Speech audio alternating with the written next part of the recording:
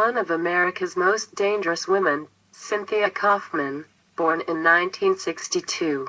Cynthia Coffman was the privileged daughter of a St. Louis businessman, raised by her parents as a devout Catholic. Abortion was unthinkable when she got pregnant at age 17, and she was forced into a loveless marriage, enduring 5 years of domestic captivity before she left home and fled west, traveling with little more than her car and the clothes on her back. She wound up in Page, Arizona, waiting tables in a diner, moving in with a local man after several weeks.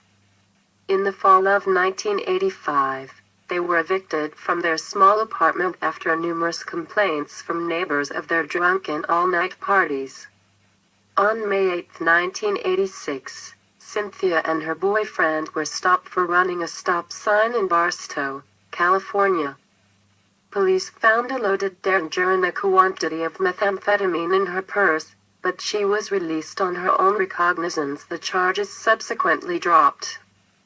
Her lover wound up serving 6 weeks in the county jail, and it was during one of Cynthia's visits that she first met his soulmate, the man who would irrevocably change her life.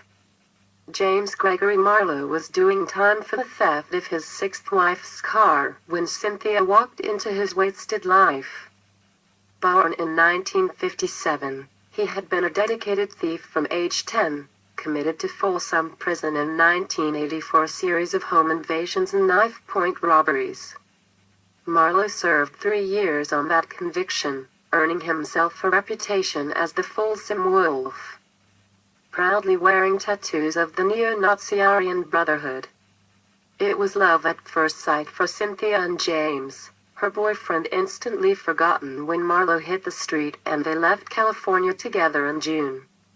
Marlowe had relatives in the border south, and the couple began working their way through the family tree, sponging room and board where they could, ripping off any obvious valuables when they were finally asked to leave.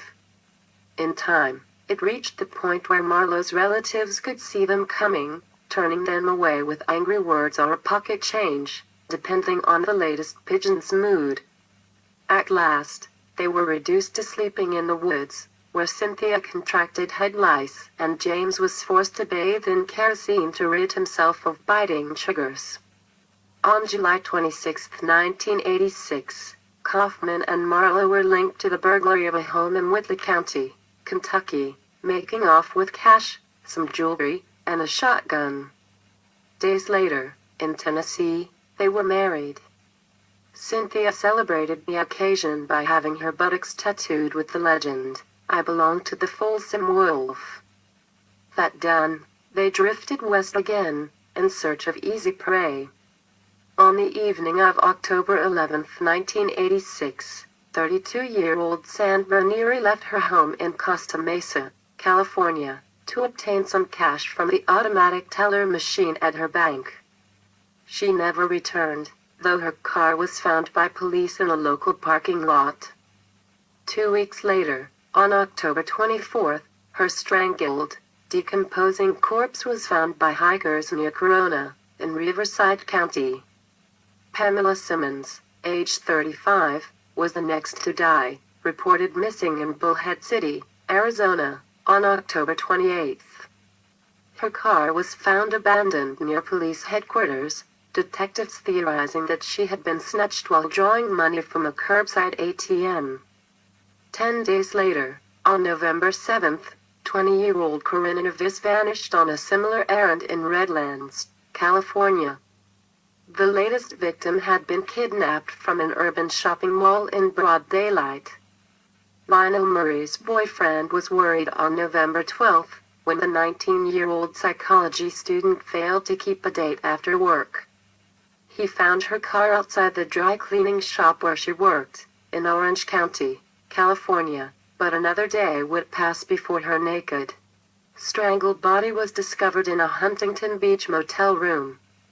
In addition to kidnapping and murder, there was also evidence of sexual assault. Police were praying for a break, and when it came, the case unraveled swiftly. First, Corinna Nevis' checkbook was found in a Laguna Niguel trash dumpster, tucked inside a fast food takeout bag with papers bearing the names of Cynthia Coffman and James Marlowe.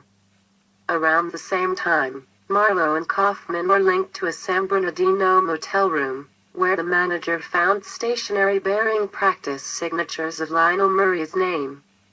A glance at Marlowe's criminal record did the rest, and a statewide alert was issued for both fugitives.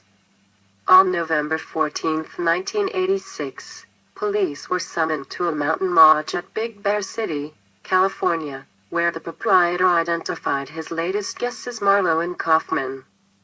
A 100-man posse found the lodge empty, fanning out through the woods for a sweep that paid off around 3 p.m., when the suspects were found hiking along a mountain road. Coffman and Marlowe surrendered without a fight, both wearing outfits stolen from the dry cleaning shop where Lionel Murray worked. Within hours, Cynthia led officers to a vineyard near Fontana, where they found Corinne Nervis, sodomized and strangled, lying in a shallow grave. Marlowe and Coffman were formally charged with that murder on November 17, held over for trial without bond. If any further proof of guilt were needed, homicide investigators told press that fingerprints from both defendants had been found inside Corinne's car, and Coffman had been linked to the Fontana pawn shop where the victim's typewriter was pawned. Another 32 months would pass before the killer couple went to trial, and in the meantime they experienced a falling out, each blaming the other for their plight. On one jailhouse visit, Cynthia's lawyer asked if there was anything she needed from the outside world. "Yeah," she told him, pointing to her backside. "You can find someone to help me lose this damn tattoo." The couple's murder trial finally opened in San Bernardino County on July 18, 1989. Both defendants were convicted across the board, and both were sentenced to death on August 30th. Cynthia Coffman thus became the first woman sentenced to die in California since that state restored capital punishment under a new statute in 1977.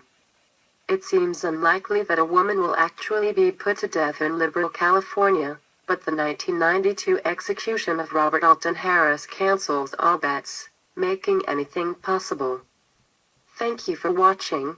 Please like and subscribe.